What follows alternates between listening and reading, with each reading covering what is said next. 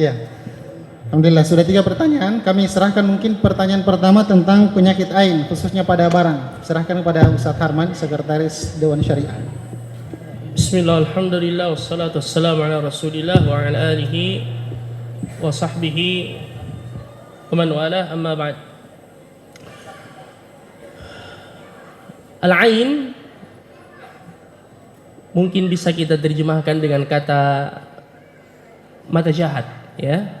Bisa dari manusia, bisa dari syaitan, yaitu pandangan yang disertai dengan al-hasad, ya, yang kemudian bisa membahayakan orang yang terkena ain tersebut. Makanya kita disuruh berlindung di dalam Al-Quran, wa min syarri hasidin idza hasad, dan kita berlindung dari hasad setiap orang yang hasad, ya, karena kebanyakan ain itu muncul dari mata yang disertai dengan al-hasad.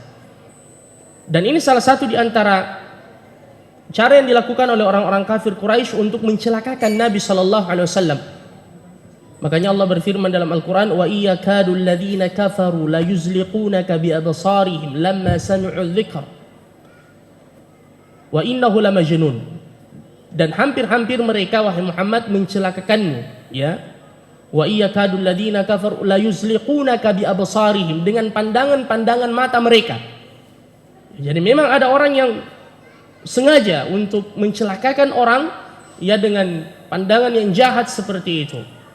Dan ini bisa menimpa bukan cuma manusia, tapi juga sebagaimana yang ditanyakan tadi, benda-benda mati misalnya yang kita miliki. Makanya ada salah seorang ulama yang bernama Wahab ibn Munabbih. Beliau itu ketika membangun rumah dituliskan di pucuk rumahnya Masya Allah Tabarakallah, agar kemudian ketika ada orang yang melihatnya membaca tulisan itu Masya Allah Tabarakallah, ya.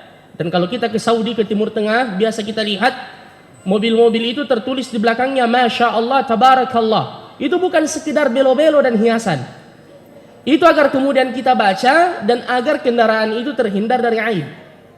Karena ain adalah sesuatu yang hak, sebagaimana kata Nabi SAW, al-ainu haqqun law kana syai'un sabiqun lil qadar la sabaqathu al-ain.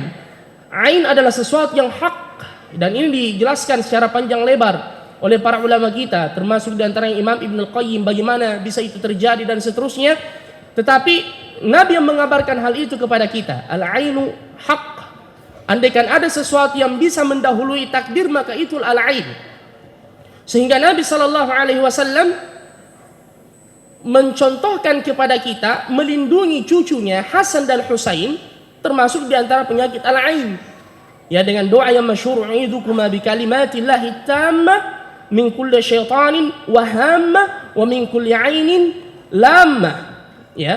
Jadi kita disuruh untuk melindungi diri kita dari ain dengan membaca zikir pagi dan petang misalnya, dan zikir-zikir di setiap munasabat, ya. Begitu pula kalau kita keluar dari rumah, ya, kita membaca bismillah tawakkaltu 'ala Allah la haula wala quwata illa billah. Ini termasuk wiqayah. Begitu pula melindungi anak-anak kita. Ya, kalau satu anak kita laki-laki, kita baca wa'idzuka bi kalimatillahi tamma min kulli syaitani wa hamma min kulli ainin lamma, kemudian kita tiup ubun-ubunnya. Ya. Kalau dua kita baca wa'idzukumma, kalau banyak wa'idzukum. Ya, makanya ibu-ibu, para akhwat, kalau kita menidurkan anak kita di waktu malam, mereka sudah tidur, bacakan ini kepada mereka, tiup ubun-ubun mereka. Bacakan ayat-ayat Al-Qur'an untuk melindungi mereka. Ya, al-mu'awwidzat terutama, qul huwallahu ahad, qul a'udzu birabbil falaq, qul a'udzu birabbin nas. Suami juga bacakan itu, termasuk pada istri kita. Jadi kalau dia sudah tidur, pegang ubun-ubunnya, mama para jomblo, pegang ubun-ubunnya, kemudian bacakan a'udzuki bi kalimatillahi tamma min kulli syaitani wa hamma min kulli, kemudian tiup perlahan-lahan dengan tiupan mesra. Itu bisa melindungi dari ain dan untuk menjaga keharmonisan, ya, di antara suami istri. Jadi ini yang bisa kita lakukan untuk menjaga diri kita dari al-ain. Bahkan Nabi mengatakan al-ainu tudakhilu an-nas al-qabra wa tudakhilu al-jamal al-qidar. Ain itu bisa memasukkan manusia ke kubur. Bahkan sebagian ulama ada mengatakan kebanyakan penyebab penyakit yang ada di rumah sakit itu gara-gara al-ain. Ya, tudakhilu an-nas al-qabr wa tudakhilu al-jamal al-qidar, dan bisa memasukkan unta di dalam belanga. Karena unta yang terkena ain, dia jatuh sakit, karena sakit disembelih sama yang punya, kemudian dimasak di dalam panci, ya, daripada mati sia-sia lebih baik disembelih kemudian dimakan sama-sama yang terkena ain.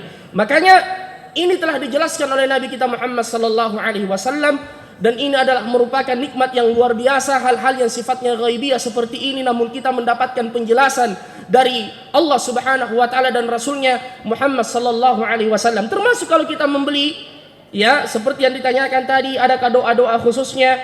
Misalnya kalau kita masuk rumah baru yang banyak dilakukan orang, dia mengkhitan atau menyunat ya pisang itu kemudian dibaca-bacai dan di setiap tiangnya. Ini semua Bapak Ibu saudara-saudara sekalian, kita telah dicukupkan oleh syariat apa yang mesti untuk kita lakukan. Masuk rumah baru misalnya, kalau kita takut dengan jin misalnya, atau takut dengan syaitan, atau takut dengan al-ain, diajarkan oleh Nabi baca a'udzu bikalimatillahi tamma min a'udzu bikalimatillahi tamma min syarri ma khalaq. Yang kata Rasulullah, siapa yang masuk di tempat yang baru dan membaca doa ini, dia tidak akan diganggu sampai dia meninggalkan tempat itu.